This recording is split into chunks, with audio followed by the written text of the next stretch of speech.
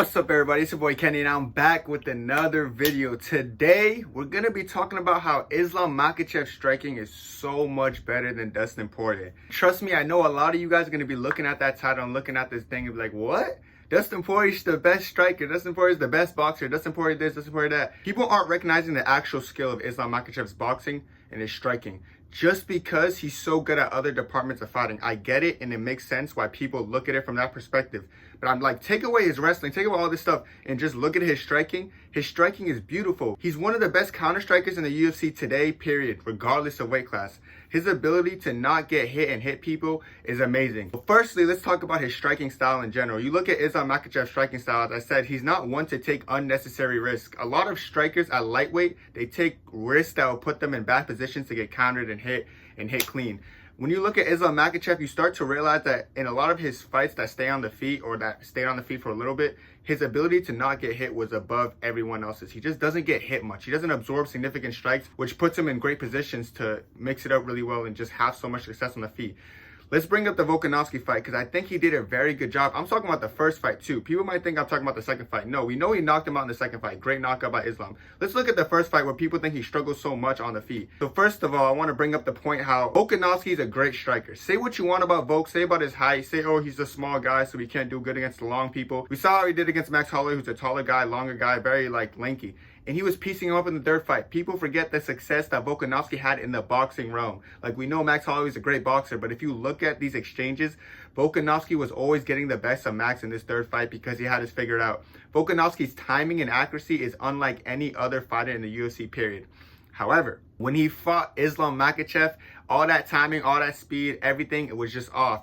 And it was off due to Islam's ability to not get touched and respond with counter punches. Every time Volkanovski would blitz in with his fast punches that usually land on other people, it just wasn't landing, and then Islam would have a way to counter and send him flying backwards. Like, Islam's accuracy on his counter strikes are just beautiful because Islam's not the type to go in there and have these crazy exchanges with Volk. However, even when he did go into Volk and decided to exchange with him, he ended up dropping Volk on one knee. We know Islam's striking's elite. Like, I don't know why people try to push the narrative that he's, oh, he only wrestles, he's only a wrestler. No, his striking is the best in the lightweight division, period, bro. Like, his ability to not absorb damage is so important, especially in lightweights, because you look at a lot of lightweights and you see they have a lot of wars and a lot of violent fights that take years off people's career because people just love getting hit in the face and hitting other people in the face.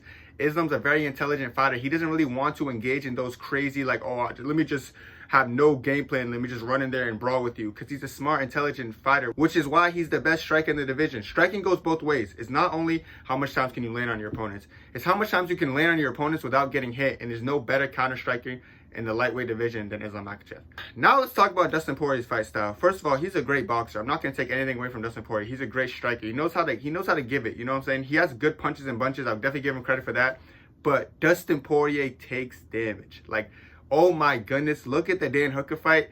Dustin Poirier was absorbing some significant strikes, some painful strikes. I'm talking about, I was looking at these strikes and I was like, oh my goodness, is Dustin Poirier good? How is he recovering from it? He has a decent chin. I know he got knocked out by Justin Gaethje, but he still has a decent chin, I feel like, right now. But he could absorb some hard shots. Dustin Poirier's okay with playing that game of absorbing hard shots because he likes his power in his hands and he likes to give it back to them. He throws a lot of punches and bunches, like I said, but it's just how much he gets hit is what's making me realize he's not as good as a striker as Islam, because striking is not just offensive, it's also defensive. I feel like he lacks in the defensive part. Yeah, he has that little cool blocking methods that almost work sometimes, but even when he's doing this, people throwing straight punches is always laying on him, so his head's always snapping back when he's doing these weird blocking techniques. So he tries to be defensive, don't get me wrong, he tries his best, but I just feel like it's not enough, especially against someone like Islam. I don't think that style of fighting is going to be that great. Yes, he's going to take some risks against Islam, but it's just going to put him in compromising positions like Volkanovski, where he's going to be out of position, he's going to get countered clean,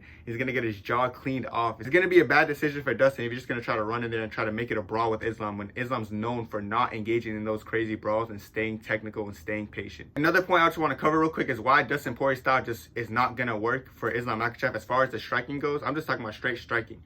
When he blitzes in, he's just going to leave himself compromised. There's so many times where you see Dustin Poirier blitzing in, he's doing that jab with his arm back, ready to unload with his loopy punches. Islam's the type to just sidestep that, boom, down the pipe, sidestep that uppercut. And like another thing people forget is like Islam's knees to the body. Like when you get too close, he'll hit you with a clean knee, send you flying back. His knees are very underrated, and I feel like people gotta appreciate that in his striking arsenal too. He's a very diverse striker. He's not just a great counterpuncher. He has great kicks, great head kicks, great knees, great elbows in the clinch. He's just a very complete striker. There's really nothing Islam doesn't do great. I feel like Dustin's punches and bunches is not going to do anything to someone like Islam Makhachev because he doesn't engage in that type of fight. So Dustin's going to try to bring a fight that Islam's not going to engage in. It's just going to put him in bad positions where he's going to get countered and pieced up. And the last thing I just want to touch on is the takedown threat. Of course, takedown threats does end up opening up striking exchanges. So the fact that Islam has that takedown threat and Dustin knows it, it's going to make his striking even look that much superior. Without the takedown threat, I already think his striking is superior, but now we're just adding on a takedown threat. So if he fakes a level changes then goes high with a head kick, we'll see the Volkanovski fight again. If he fakes a level change, hooks, counters, it's just going to be a rough night for Dustin. Dustin literally has no chance of winning this. This is why when I look at this fight, I almost feel bad for Dustin because you're not better than him on the feet. You can't beat him in the wrestling. You can't beat him in the grappling. There's nothing he's better than him at. This is going to be one of the most one-sided title fights in UFC. Even if Dustin makes it competitive, like sure, it's possible. Like Dustin, he has heart. That's one thing you can't teach. But it's still not going to be enough. Heart's not going to win you a fight alone. Skill has to take you somewhere. And I just feel like Dustin lacks that skill in the striking, in the wrestling, in the grappling, and everything. All right, guys, that's going to be it for me. Thanks for watching. Make sure to like, comment, subscribe, and let me know who you think the superior striker is. Do you still think Dustin has that striking advantage, or do you think Islam is significantly better like I do? I want to know your thoughts, and that's it for me. I'm out. 2, 3.